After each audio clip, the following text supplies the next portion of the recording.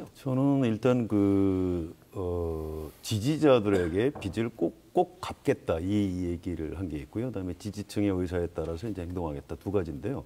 이 같이 묶어서 해석을 하자면 앞으로 정치를 내가 계속 하겠다 이제 이런 메시지로 해석이 됩니다. 그리고 이분이 그 사퇴 선언문을 이제 직접 공들여서 썼는데요. 그 맨 앞에 시작이 이제 정권 교체를 위해서 백의정군 하겠다 이렇게 시작이 되거든요. 근데 백의정군이라는 게 옛날에 이제 이순신 장군도 하고 그러셨습니다만 그 전쟁에 참여를 하는 겁니다. 그래서 지금 그 주변 캠프 사람들 얘기를 들어보면 뭔가 할 것 같다. 또 지방에도 뭐 필요하다면 돌아다닐 가능성이 있다. 물론 이제 월요일 오후에 봐야 되겠습니다만 이제 이런 얘기를 하는데 문제는 지금 이제 여러분들 말씀하셨듯이 안철수 전 후보가 그런 선택을 했을 때 과연 지지층이 얼마나 따라와 줄지 그 부분에 대해서는 아직 캠프에서도 좀 확신을 하지 못하고 있는 그런 상황인 것 같습니다. 네. 우리 박성민 대표는 어떻게 보세요? 이번 선거가 아주 큰 특징이 있습니다. 그러니까 사상 유례 없이요 부동층이 없는 선거입니다. 굉장히 일찍 그 양 후보 양자 대결 구도가 됐고요. 기성정당에 대한 지지율 합이 굉장히 높은 지금 상태입니다. 그래서 지금 아까 안철수 발 부동층의 증가 이 얘기를 많이들 하고 있지만 실제로 그렇게 부동층이 이렇게 많지 않습니다. 그러니까 아까도 말씀드린 대로 지금 부동층으로 되어 있는 사람들 중에 무응답층들은 네. 투표장에 돌아온다면 원래 지지했던 분들한테 돌아갈 겁니다. 박근혜 후보로부터 이탈했던 분들은 그리 가고 문재인으로부터 이탈했던 분들은 그리 돌아갈 겁니다. 실제로 뭐 무관심증 기권한다고 저는 보고 있고요. 무당층인데 이 무당층이 그렇게 크지 않은 이유는 이 단일화가 2002년도하고 다르게 굉장히 오래전부터 예견된 단일화라는 겁니다. 그러니까 극적인 것도 없고 감동적인 것도 없고. 그래서 이게 뭐 좀 실패한 단일화 아니냐. 그리고 사실 뭐 단일화냐 후보 사퇴지. 그래서 지금 뭐 안철수 후보 지지자들이 굉장히 화가 나 있기 때문에 다른 선택한다고 이렇게 얘기는 하지만 아까 오늘 SBS 이 패널 조사도 저도 추적해서 고전부터 하던 조사를 다 데이터를 보고 있거든요. 실제로 그 전에도 안철수 후보가 빠지기 전에도 안철수 후보 지지층들의 상당 부분은 오늘 여기 15%가 움직인다고 되어 있는데 그 전조사에서도 이 정도는 늘 박근혜 후보한테 갔고요.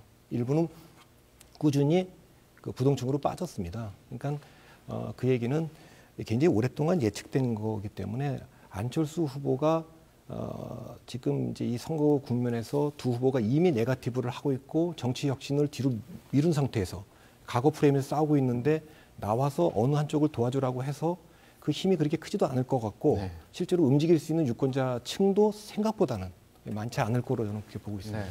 지금 앞서 세 분의 말씀 들었는데 김영준 교수 말씀도 듣고 싶은 게 자, 앞서 세 분의 말씀은 안철수 전 후보가 지원 의사를 밝히고 문재인 후보 쪽을 도와준다고 나설 경우에도 그 지지자들의 의사가 안철수 후보의 태도 쪽으로 그러니까 안철수 후보의 결정을 지지하는 쪽으로 움직이는데 그 전처럼 위력을 발휘하지 못할 것 같다는 그런 느낌으로 말씀해 주시는 공감하십니까? 저는 조금 다릅니다. 네. 다시 얘기해서 사퇴 기자회견문을 보면 4가지 구성으로 되어 있거든요.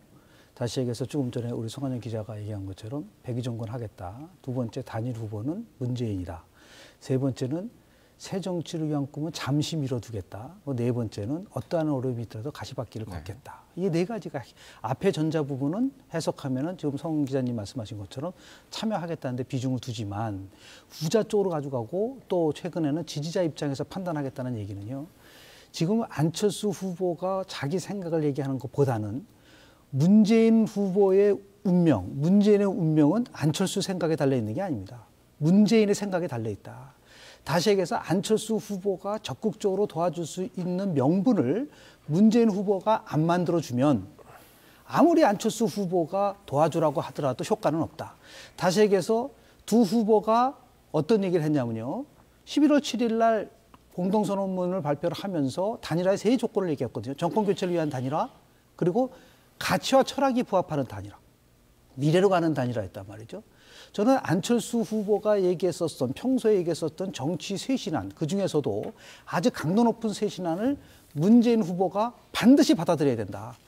그렇지 않은 경우에 뭐 단순하게 정권 교체를 위해서 같이 도와달라고 했을 경우에는 지금 세 분이 말씀하신 것처럼 별로 효과가 없을 것이다. 그러나 문재인 후보가 안철수 후보가 그동안 얘기했었던 모든 새정치에 대한